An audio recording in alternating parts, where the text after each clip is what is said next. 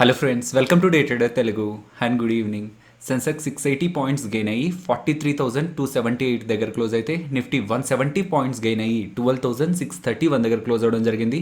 But bank Nifty 1072 points gain అయ్యి almost 3.9% దగ్గరగా gain అయ్యి 28,607 దగ్గర క్లోజ్ అవడం జరిగింది. ఫ్రెండ్స్, మనం నిన్నటి వీడియోలోనే మాట్లాడుకున్నాం ఈ వ్యాక్సిన్ తాలూకా ఇంపాక్ట్ ఏ సెక్టార్ కి సంబంధించిన స్టాక్స్ మీద ఎక్కువగా ఉంటుందని, అలాగే ప్రీవియస్ గా రష్యా వ్యాక్సిన్ అప్డేట్ వచ్చినప్పుడు కూడా ఏ స్టాక్స్ మీద ప్రభావం ఉంటుందని మాట్లాడుకున్న వీడియోను కూడా నేను మార్నింగ్ మీకు టెలిగ్రామ్ లో అయితే అప్డేట్ చేయడం జరిగింది. సో ఈ రోజు మీరు మార్కెట్స్ లో గమనిస్తే ఇతర సెక్టార్స్ తో కంపేర్ చేస్తే ఈ బ్యాంకింగ్ అలాగే ఫైనాన్షియల్ సెగ్మెంట్ లో మీకు ఎక్కువగా ర్యాలీ కనిపించుంటుంది.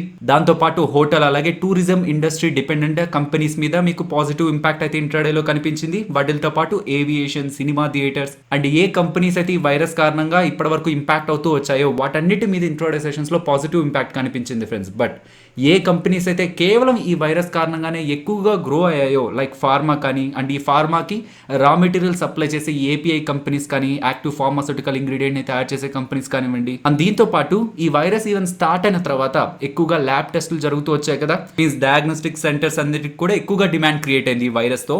సో ఈ వైరస్ సంబంధించిన వ్యాక్సిన్ రాబోతుంది. సో కమింగ్ టైమ్స్ లో ఈ వైరస్ తాలూకా ఇంపాక్ట్ పెద్దగా ఉండదు అనడంతో ఈ డయాగ్నోస్టిక్ సెంటర్స్ కి సంబంధించిన స్టాక్స్ కూడా ఇంట్రోడే సెషన్స్ లో ఫాలో అవడం జరిగింది. ఎగ్జాంపుల్ థైరోకేర్ స్టాక్ ని మీరు గమనించిన, డాక్టర్ లాల్ పాత్ ల్యాబ్స్ ని గమనించిన, అలాగే మెట్రోపోలిస్, వీటన్నిటిలో కూడా ఇంట్రోడే సెషన్స్ లో ఎక్కువగా కరెక్షన్ కనిపించడం జరిగింది. సో ఇలా ఫైజర్ వాళ్ళు అప్డేట్ చేసిన వ్యాక్సిన్ ఉన్న కష్టాలన్నింటినీ ఎండ్ చేసేస్తుందా, అదొక సొల్యూషన్ అంటే ప్రెసెంట్ అయితే ఫైజర్ వాళ్ళు వ్యాక్సిన్ రిలేటెడ్ గా పాజిటివ్ డేటాని పబ్లిష్ చేసేసరికి గ్లోబల్ మార్కెట్స్ అలాగే ఇండియన్ మార్కెట్స్ అన్ని కూడా పాజిటివ్ గా రియాక్ట్ అయ్యాయి. అది ప్రెసెంట్ జరిగిపోయింది. బట్ ఫ్యూచర్లో ఈ వ్యాక్సిన్ తాలూకా ఇంపాక్ట్ మార్కెట్స్ మీద ఎలా ఉంటుంది అనేది మనం తెలుసుకోవాలంటే ఇన్ రియాలిటీ అసలు ఈ వ్యాక్సిన్ ఇండియాకి రావడానికి ఎంత పర్సెంట్ ఛాన్సెస్ ఉన్నాయి, అలాగే ఫైజర్ వాళ్ళు రిలీజ్ చేసిన డేటాలో కూడా కొన్ని క్వశ్చన్ మార్క్స్ అయితే ఉన్నాయి.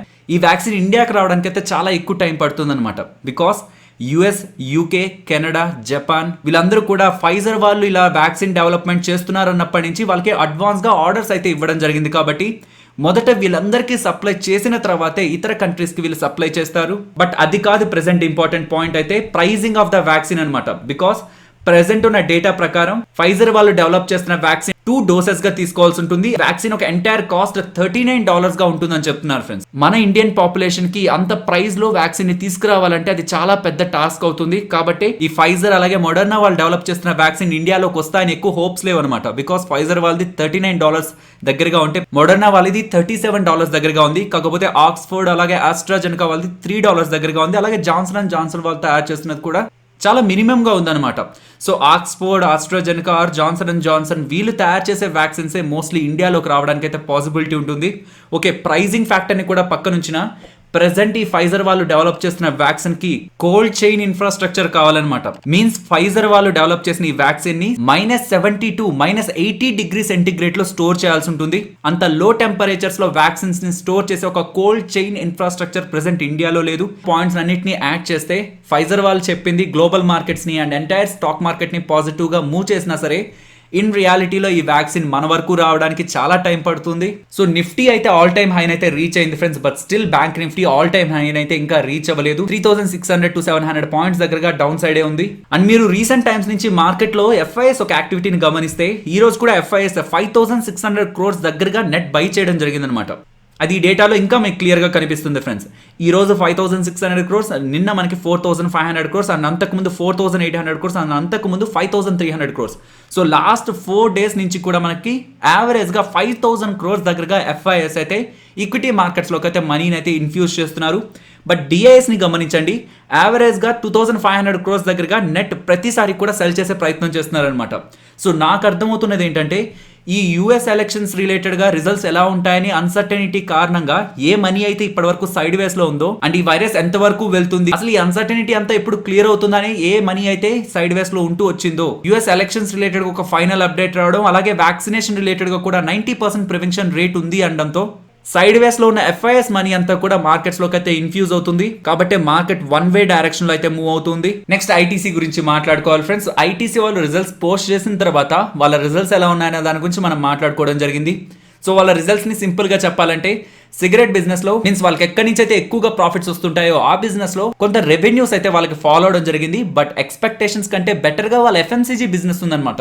స్పెషల్లీ వాళ్ళ ఎఫ్ఎంసీజీ బిజినెస్లో మంచి మార్జిన్స్ని ఈసారి వాళ్ళు ఇంప్రూవ్ చేసుకోవడం జరిగింది కాబట్టి ఎఫ్ఎంసీజీ బిజినెస్ రిలేటెడ్గా మనం పాజిటివ్గాను, సిగరెట్ బిజినెస్ రిలేటెడ్గా కొంత స్లైట్ నెగిటివ్గాను చూడాల్సి ఉంటుంది. కాకపోతే వాళ్ళ సిగరెట్ బిజినెస్ ఇంపాక్ట్ అవడానికి వైరస్ కూడా ఒక కారణం కాబట్టి ఈ వైరస్ రిలేటెడ్గా వ్యాక్సినేషన్ రాబోతుంది కాబట్టి అది కూడా ఐటీసీని కొంత పాజిటివ్గా అయితే ఇంపాక్ట్ చేసి ఉండొచ్చు. కాకపోతే ఇక్కడ మీరు గమనిస్తే వీళ్ళు రిజల్ట్స్ పోస్ట్ చేసిన తర్వాత most of the broking agencies ITC రిలేటెడ్గా ఎలాంటి టార్గెట్స్ని అనౌన్స్ చేశారనేది మనం గమనిస్తే కనిపిస్తున్న అందరూ కూడా ఐటీసీ రిలేటెడ్గా అయితే ఆఫ్టర్ రిజల్ట్స్ బై రేటింగ్ నే మెయింటైన్ చేస్తున్నారు. వీళ్ళలో most of the broking agencies previous targets ని మెయింటైన్ చేస్తుంటే కొంతమంది ప్రీవియస్ గా ఇచ్చిన టార్గెట్ కంటే కూడా బెటర్ టార్గెట్స్ అయితే మెన్షన్ చేస్తున్నారు. నెక్స్ట్ ఎస్ బ్యాంక్ గురించి మాట్లాడుకోవాలి. నిన్న అలాగే ఈ రోజు మనకి ఎస్ బ్యాంక్ అయితే అప్పర్ సర్క్యూట్స్ లో అయితే క్లోజ్ అవుతూ ఉంది. దీని రిలేటెడ్ గా మనీ కంట్రోల్ లో ఒక ఇంపార్టెంట్ ఆర్టికల్ అయితే ఉంది ఫ్రెండ్స్. మనీ కంట్రోల్ వాళ్ళు చెప్తున్నది ఎస్ బ్యాంక్ రిలేటెడ్ గా ఉన్న డెట్ రేటింగ్ ని కేర్ వాళ్ళైతే అప్గ్రేడ్ చేశారు అని చెప్తున్నారు. ఎస్ బ్యాంక్ కు సంబంధించిన డెట్ ఇన్స్ట్రుమెంట్స్ ని కేర్ వాళ్ళు అంతకుముందు ఇచ్చిన బి రేటింగ్ నుంచి BBB రేటింగ్ తీసుకెళ్లారు అని చెప్తున్నారు. అలాగే కేర్ వాళ్ళు అంతకుముందు ఎస్ బ్యాంక్ ని అండర్ క్రెడిట్ వాచ్ అని ఉంచడం జరిగిందనమాట. అంటే మేము ప్రెసెంట్ ఎస్ బ్యాంక్ ని వాచ్ చేస్తున్నాం, మేబీ దాన్ని డౌన్ గ్రేడ్ చేయొచ్చు, లేదంటే ప్రెసెంట్ ఉన్న పొజిషన్ నుంచి స్టేబుల్ కి తీసుకురావచ్చు అని ఒక క్వశ్చన్ మార్క్ ఉంచినప్పుడు ప్రెసెంట్ ఆ క్వశ్చన్ మార్క్ ని రిమూవ్ చేసి ఎస్ బ్యాంక్ రిలేటెడ్ గా మేము స్టేబుల్ అవుట్లుక్ ని ఇస్తున్నాం అని చెప్పి కేర్ వాళ్ళు అయితే అనౌన్స్ చేయడం జరిగింది. దీంతో పాటు ఎస్ బ్యాంక్ కి సంబంధించిన ఇంకొన్ని రేటింగ్స్ ని కూడా అప్గ్రేడ్ చేయడం జరిగింది. సో ఈ కేర్ అనేది ఒక రేటింగ్ ఏజెన్సీ అనమాట. So rating agency specially financial institutions కి ఇచ్చే రేటింగ్స్ ని మనం చాలా ఇంపార్టెంట్ గా తీసుకోవాల్సి ఉంటుంది. బికాస్ మంచి రేటింగ్ ఉందంటే ఆ ఫైనాన్షియల్ ఇన్స్టిట్యూషన్ వాళ్ళకి సంబంధించిన బాండ్స్ ని ఈజీగా డెట్ మార్కెట్ లో వాటి ద్వారా డబ్బుల్ని రైజ్ చేయొచ్చు. అండ్ దట్టు చాలా తక్కువ ఇంట్రెస్ట్ తో ఈ ఫైనాన్షియల్ ఇన్స్టిట్యూషన్స్ వాళ్ళ డెట్ ఇన్స్ట్రుమెంట్స్ ని యూస్ చేసుకుని డబ్బుల్ని రైజ్ చేయొచ్చు అనమాట.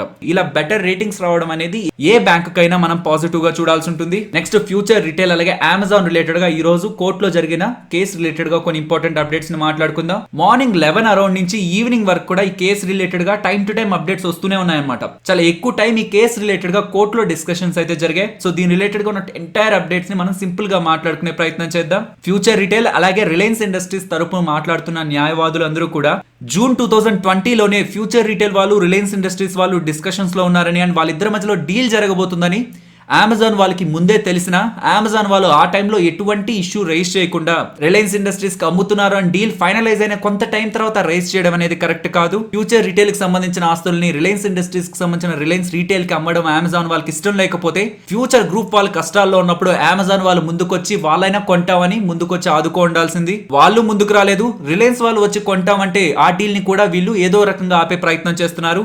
ఇలా చేస్తే ఫ్యూచర్ గ్రూప్ మీద అప్పుల భారం ఇంకా ఎక్కువగా పెరిగిపోతుంది.